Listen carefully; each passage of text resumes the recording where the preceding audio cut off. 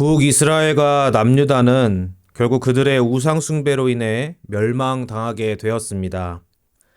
우상숭배는 하나님과의 언약을 파괴하는 것이고 하나님만이 유일한 참 하나님이시라는 것을 무시하는 것입니다. 이는 진리를 거짓으로 바꿔 진리를 믿지 않고 거짓을 믿고 따르는 어리석음입니다. 또한 하나님의 구원을 의지하지 않는 것이고 그 구원을 하찮게 여기는 것입니다. 하나님이 이스라엘 민족에게 약속의 땅을 주신 이유는 그곳에서 살고 있던 가나안 민족들의 우상 숭배와 그에 따르는 삶의 지독한 타락으로 인해 더 이상 가만히 둘 수 없어서 그들을 몰아내시고 이스라엘 백성을 그 안에 살게 하시며 율법대로 살게 하시고 그곳에 성전을 지으셔서 하나님과 함께 안식을 누리는 낙원이요 지성소로 만들고자 하셨던 것입니다. 그런데 이스라엘 백성들은 오히려 그 땅 곳곳마다 우상을 숭배하는 산당을 만들고 심지어 성전 안에까지 우상을 세우며 성전을 온갖 추악한 죄를 범하는 곳으로 더럽혔습니다. 이러한 죄악으로 북이스라엘은 아수르에 의해 그리고 남유다는 바벨론에 의해 망하게 된 것입니다. 이사야서는 아직 남유다가 바벨론에 망하기 전 시대이지만 남유다가 바벨론에 망하게 되는 것은 이사야 39장 6절과 7절에서 예언되어 있습니다. 그런데 동시에 이사야서 40장부터는 바벨론 포로로 끌려간 이스라엘의 회복이 말씀되어지고 있습니다. 이는 앞으로 약 150년 후에 일어날 포로 귀환을 하나님께서 150년 전에 미리 이사야 선지자를 통해 예언하신 것입니다. 먼저 하나님은 40장에서 하나님께서 창조주이시며 역사를 뜻대로 주관하시는 주권자이심을 강조하고 계신데, 이는 특히 당시 이스라엘, 특히 남유다가 의지하던 그 우상의 헛됨과 무가치함과 존재하지 않음을 비판하시는 것이며, 동시에 하나님만이 유일한 하나님이시라는 것을 자신의 백성들에게 강조하시는 것입니다. 그리고 그러한 하나님께서 두 가지 일을 행하시는데, 이스라엘을 고통스럽게 했던 이방 나라들, 즉 우상을 숭배하는 이방 나라, 특히 바벨론을 멸망시키실 것이며, 이스라엘은 새 힘을 주셔서 회복시키겠다는 것입니다. 이것을 더 구체적으로 41장에서는 하나님께서 재판자리를 여셔서 거기에 모든 민족을 소환하시어 그 재판에 참여하게 하시는데, 2절에서는 하나님께서 동방에서 한 인물을 일으키실 것이고 그는 당시 바벨론과 리디아와 애굽이라는 강대국들을 멸하고 정복할 것이라고 말씀하십니다. 하나님께서 동방에서 일으키실 사람은 바로 45장 1절에 나오는 페르시아의 왕 고레스입니다. 그의 막강한 힘으로 인해 5절에서 7절까지에서는 다른 나라들이 두려워하며 그들의 우상을 의지할 것이라고 말씀합니다. 실제로 리디아의 크로이수스는 대제국을 멸망시킬 것이라는 신탁을 받아 고레스와 전쟁을 하였지만 오히려 그가 멸망을 당하게 되었고, 바벨론은 고레스의 공격 때 우상의 정각을 수축하는 것에 정신이 없었지만 결국 고레스에게 멸망당하게 됩니다. 즉 그들이 의지하던 우상은 결코 그들을 지켜주지 못했던 것입니다. 왜냐하면 우상은 없는 존재이기 때문이고 그러므로 능력이 없기 때문입니다. 이러한 우상의 허무함은 이사야 36장에서부터 나오는 아수르의 예루살렘 협박을 통해 나타나는데, 아수르 왕 사네립의 부하 랍사게가 교만하게 예루살렘을 향해 다른 나라의 이방 신들은 그들을 섬기는 자들을 지켜주지 못했으므로 하나님도 그들을 지킬 수 없다는 악한 말을 하였고, 즉 하나님을 다른 우상들과 마치 동등한 것으로 여기는 악한 죄를 범하였고, 그래서 히스기야 왕은 하나님께 나와 이러한 악한 말을, 그들의 교만을 고하며 다음과 같이 기도하였습니다. 이사야 37장 18절에서 20절 말씀입니다. 여호와여, 아수르 왕들이 과연 열국과 그들의 땅을 황폐하게 하였고 그들의 신들을 불에 던졌사오나 그들은 신이 아니라 사람의 손으로 만든 것일 뿐이요 나무와 돌이라. 그러므로 멸망을 당하였나이다. 우리 하나님 여호와여, 이제 우리를 그의 손에서 구원하사 천하 만국이 주만이 여호와이신 줄을 알게 하옵소서. 히스기야 왕은 참으로 지혜롭고 현명한 기도를 하나님께 드렸습니다.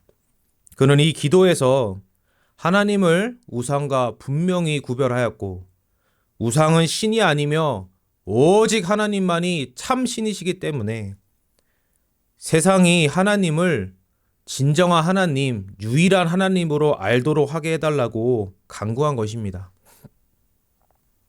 그 결과 하나님은 히스기야의 기도에 응답하셔서 그 기도대로 하나님만이 참 신이시며 유일한 하나님이시라는 것을 밝히 증거하셨습니다. 이사야 37장 16절을 보시면 하나님은 그분의 사자를 통해 아수르 군사 18만 5천 명을 한 번에 멸망시키셨고 이 일로 사네립은 니느웨로 도망갔으나 그는 우상의 신전에서 자신의 아들들에게 죽임을 당하고 말았습니다. 즉 그가 의지하는 우상이 바로 앞에서 죽임을 당하는 사네립을 지켜주지 못했던 것입니다.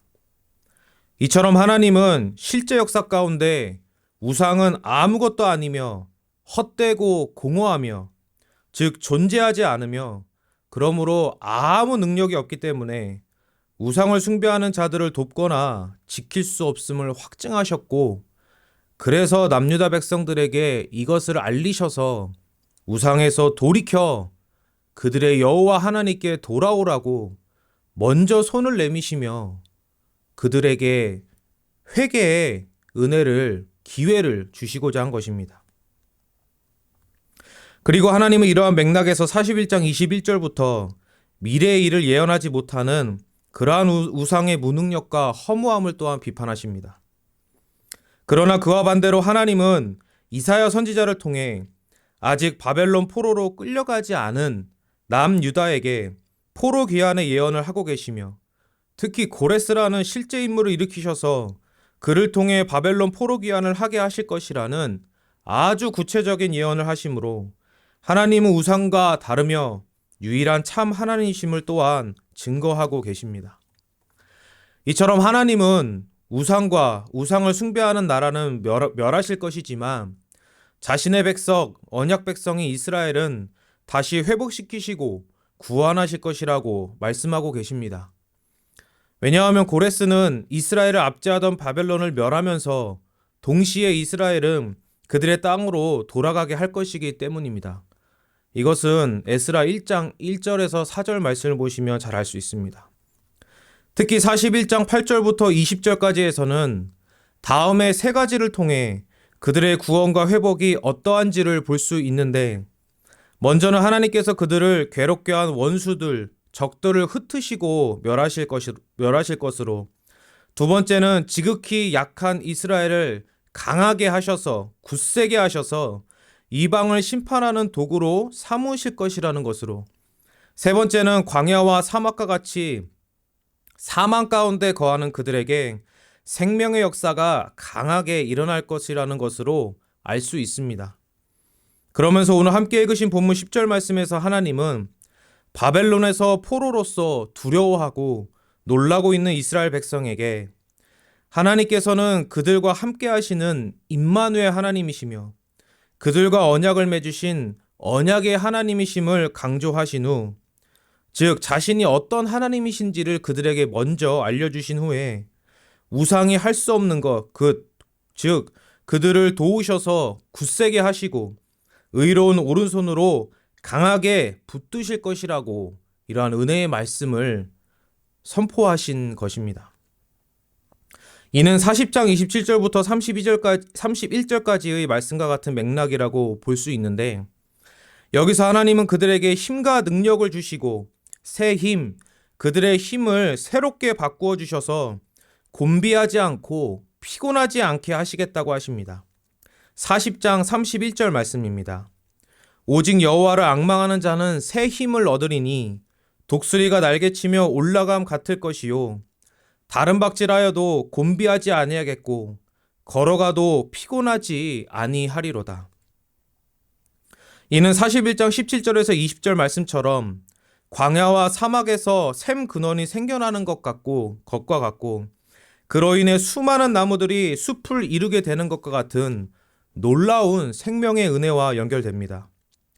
또한 41장 10절에서 하나님께서 굳세게 하신다는 것은 41장 15절의 말씀처럼 날카로운 새 타작기로 세우신다는 것과 연결된다고 볼 수 있습니다.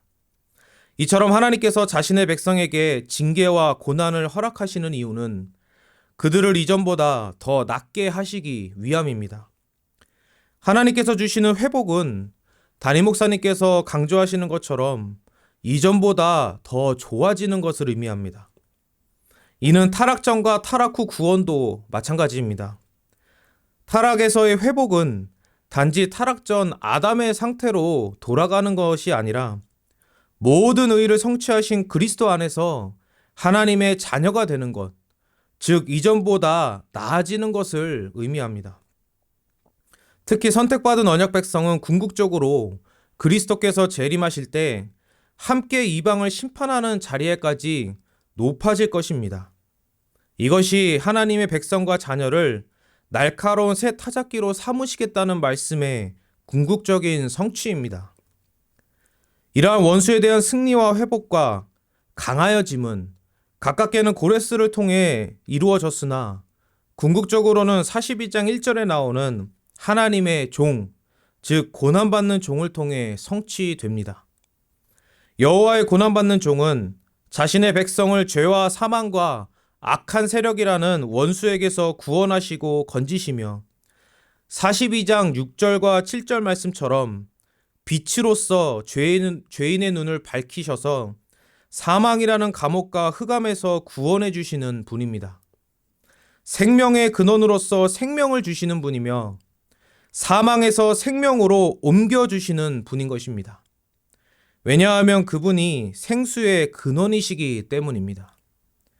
특히 여호와의 고난받는 종은 죄인을 하나님의 재판 자리에서 의롭게 여김을 받게 하시는 분입니다. 오늘 본문에서 의로운 오른손으로 붙드신다는 것은 궁극적으로 이것을 의미한다고 볼 수 있습니다. 하나님의 재판 자리에서 그들이 의로운 오른손으로 붙들린다는 것은 결국 이사야 53장 11절 말씀과 연결된다고 볼 수 있으며 이는 결국 그리스도의 의로 의롭게 여김을 받는다는 것을 의미합니다. 이사야 53장 11절 말씀입니다. 그가 자기 영혼에 수고한 것을 보고 만족하게 여길 것이라. 나의 의로운 종이 자기 지식으로 많은 사람을 의롭게 하며 또 그들의 죄악을 친히 담당하리로다. 여호와의 고난받는 종은 죄인의 죄악을 친히 담당하셔서 그 영혼의 수고로서 죄값을 지불하심으로 많은 사람, 죄값을 지불하신 그 사람들을 의롭게 하게 하는 분인 것입니다. 구원의 핵심은 바로 여기에 있는데 죄인이 사망과 원수의 압제 가운데 처하게 된 것은 결국 하나님께 죄를 범하여 받게 된 저주와 형벌이기 때문에 구원은 하나님께 죄값을 지불하여 하나님의 진노와 형벌로부터 건짐을 받는 것입니다. 즉 구원의 핵심은 죄와 사망과 악한 세력으로부터의 해방보다는 죄인을 향한 하나님의 진노와 저주와 형벌에서 해방을 받는 것에 있는 것입니다. 이 해방이 곧 죄와 사망과 악한 세력부터 해방을 받는 것과 같은 것입니다. 이를 위해 죄인의 죄값이 하나님께 지불되어 하나님의 법정에서 무죄 선고를 받게 될 뿐만 아니라 하나님의 법정에서 그 신분이 죄인과 사형수에서 하나님의 영생의 자녀로 변경되어야 하는 것입니다. 이를 위해 여호와의 고난받는 종은 하나님께 우리의 죄값을 지불하셨고 그리하여 하나님의 재판 자리에서 모든 죄를 용서받게 하셨기 때문에 하나님께 죄 없다함을 선고받을 뿐만 아니라 더 나아가 하나님께서 원하시는 의, 즉 율법에 완전하게 순종하는 것이 또한 우리의 것으로 인정받게 하셔서 하나님의 자녀가 되게 하셨으며 머리이신 그리스도의 몸이 되어 머리로부터 성령을 충만히 받아 생명이 넘치게 하셨습니다. 그리고 이렇게 구원받은 하나님의 백성이 그들의 죄로 인해 사망의 음침한 골짜기를 지나게 될 때 하나님은 그분의 의로운 오른손으로 그리스도의 의로 그들을 붙드셔서 구원의 기쁨을 회복시키시며 그들이 있어야 할 자녀됨의 자리로 다시 돌아오게 하십니다. 그리하여 이전보다 더 낫게 하십니다. 이처럼 그리스도의 의는 성도가 살아가는 것과 살아나는 것과 살아가는 것의 근원입니다. 그리고 그리스도의 의는 우리가 예수님의 재림 이후 있게 될 최후의 심판 자리에서 새하늘과 새 땅으로 들어가게 하는 유일한 구원의 의입니다. 우리는 오직 그리스도의 의로 최후의 심판 자리에서 무죄 선고를 확증받고 새하늘과 새 땅으로 들어가 삼위일체 하나님과 영생을 누리게 될 것입니다. 이처럼 고난받는 종으로서 자신의 고난으로 우리의 죗값을 모두 지불해 주시고 우리를 위해 구원받는 의를 다 이루신 그리스도와 그분의 의는 우리의 생명과 영생의 유일한 근원입니다. 그러므로 우리는 죽는 그 순간까지 그리고 새하늘과 새 땅에 들어가는 그 순간까지 오직 하나님만 믿어야 하며 오직 그리스도만 믿어야 하며 그리스도의 의만 믿으면 됩니다. 하나님께서 자신의 자녀에게 욕과 같은 고난이나 바벨론 포로와 같은 징계를 주심은 바로 이러한 은혜의 터 위에 더 굳게 세우시기 위함입니다. 그래서 히브리서 12장 10절과 11절 말씀을 보시면 하나님께서는 우리의 유익을 위해 의와 평강의 열매를 맺게 하시기 위해 이러한 유익을 위해 자녀인 우리에게 징계를 허락하신다고 말씀하시며 베드로전서 5장 10절 말씀에서는 하나님은 잠깐 고난을 당한 우리를 친히 온전하게 하시고 굳건하게 하시며 강하게 하시며 터를 견고하게 하신다고 말씀합니다. 이러한 유익을 위해 우리에게 징계와 고난을 허락하시는 것입니다. 그러므로 우리가 받는 고난과 징계는 버림받음이나 유기가 아니라 이전보다 낫게 하시기 위한 하나님의 은혜의 통로입니다. 이 모든 것은 결국 하나님을 바르게 알게 하시고 하나님이 나의 언약의 하나님이요 임마누엘 하나님으로서 나와 항상 함께 하시며 나를 버리지 않으시고 나를 구원하시어 영원히 함께 하시는 하나님이시라는 것을 알게 하시기 위함인 것입니다.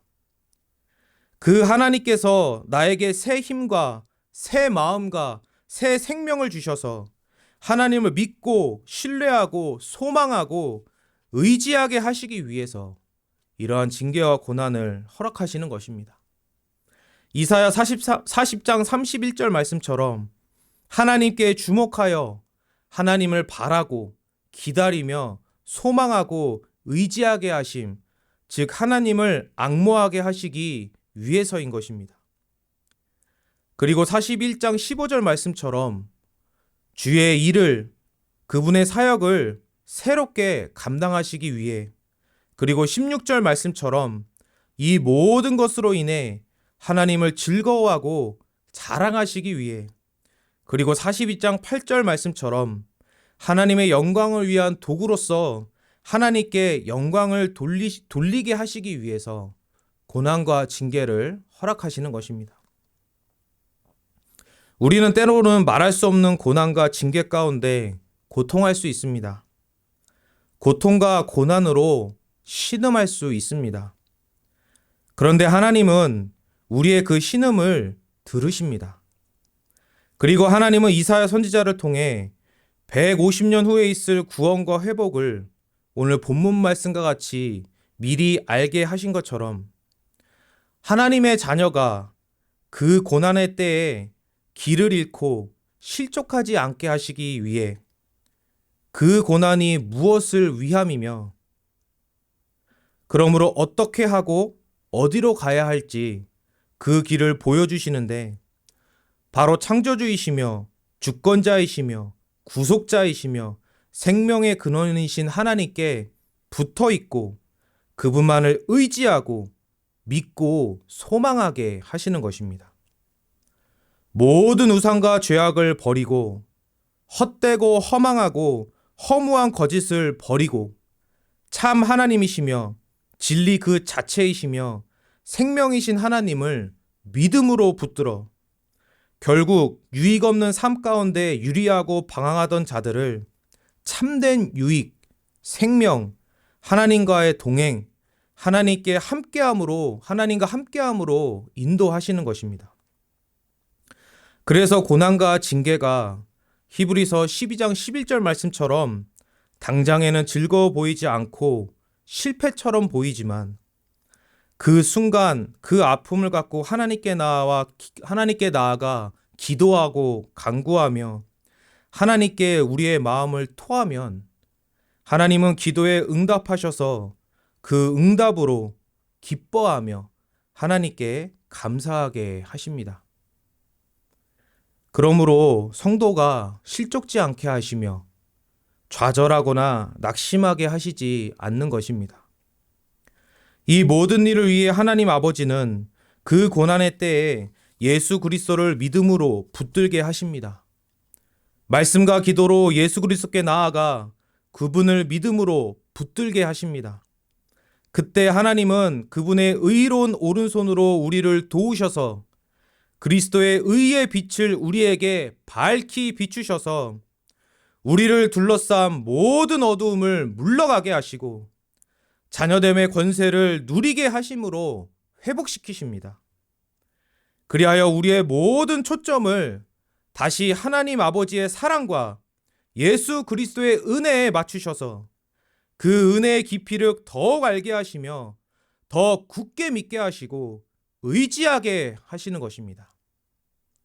그래서 이제 나를 힘들게 하던 모든 것을 잊고 이제 그 모든 일을 통해 생명의 근원이신 하나님께로 돌이켜 회개하고 믿음으로 하나님 안에서 생명과 평안과 유익과 기쁨과 감사를 누리게 하시는 하나님께 영광을 돌리게 하시며 그리하여 궁극적으로 소요리 문답 1문답처럼 하나님을 영원토록 즐거워하고 영화롭게 하시는 것입니다. 그러므로 고난과 징계 가운데 계시다면 하나님께 나아가 기도하시기 바랍니다. 그리고 기도하고 계시다면 담대하시기 바랍니다. 고난과 징계 가운데 하나님께 나아가 기도하는 그 자체가 성도에게 가장 큰 복이며 그것은 내가 하나님을 의지하고 있고 하나님을 믿고 있다는 것을 우리 자신에게 증거해 줍니다. 그리고 하나님의 회복을 소망하는 것은 사실 어떻게 보면 나는 회복될 자격도 없는 죄인이지만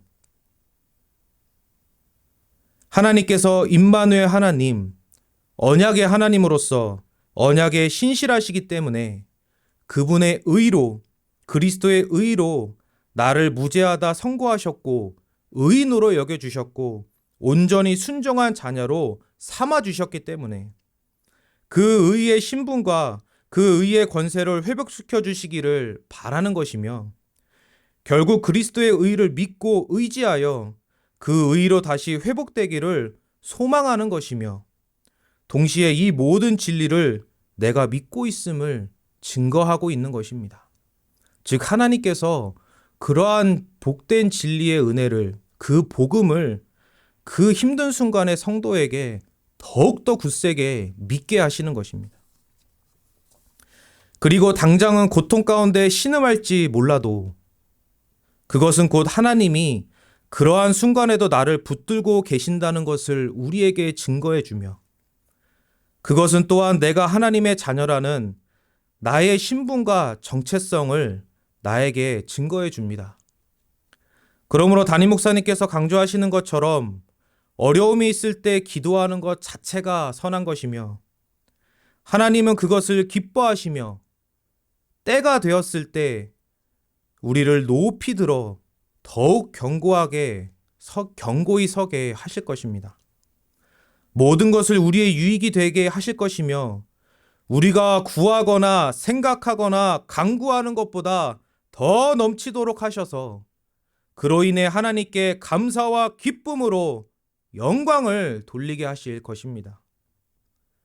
그러므로 무슨 일이 있으시든지 시편에 있는 그 말씀들처럼 하나님께 나아가 마음을 토하며 하나님을 의지하시기 바랍니다. 그리고 우리의 구세주이신 예수님을 더 굳게 믿고 의지하시기 바랍니다. 그리하여 하나님이 주시는 회복의 은혜를 받아 누리시는 저와 여러분이 되기를 간절히 소원합니다. 기도하시겠습니다. 거룩하고 자비로우신 하나님 아버지, 감사합니다. 우리가 때로는 알 수 없는 고난과 고통으로 신음할 때 있고 하나님께서 주시는 징계로서 또 고난으로서 하나님께 나아가 마음을 토하며 간구할 때가 많이 있사온데 하나님 오히려 그 모든 것을 통해 우리에게 유익되게 하시고 모든 것을 선으로 바꾸사 우리를 더욱 굳세게 하시며 우리를 더욱 강하게 하시며 우리를 더욱 성장하게 하시며 예수 그리스도를 더욱 믿게 하시며 하나님의 자녀로서 하나님을 더욱 닮아가게 하시는 그런 선한 도구요 통로로 사용해 주시는 그 은혜에 감사드립니다. 하나님, 저희가 이 죄악된 세상에서 살아갈 동안 고난과 핍박도 많고 또 우리 자신으로 인해 갈등할 때도 많고 여러 일들로 인해 신음할 때 많이 있지만 항상 저희에게 오늘 본문 말씀과 같이 두려워하지 말라, 놀라지 말라, 하나님이 나의 언약의 하나님이며 하나님의 나의 능력의 하나님이며 그리하여 하나님의 의로운 오른손으로 우리를 붙드셔서 우리를 더 굳세게 하시고 강하게 하신다고 약속해 주셨사오니 그 말씀대로 저희에게 이루어지게 하셔서 하나님께 영광 올리고 하나님을 더욱 찬양하고 감사로서 영광 올리는 저희 모두가 되게 하여 주시옵소서.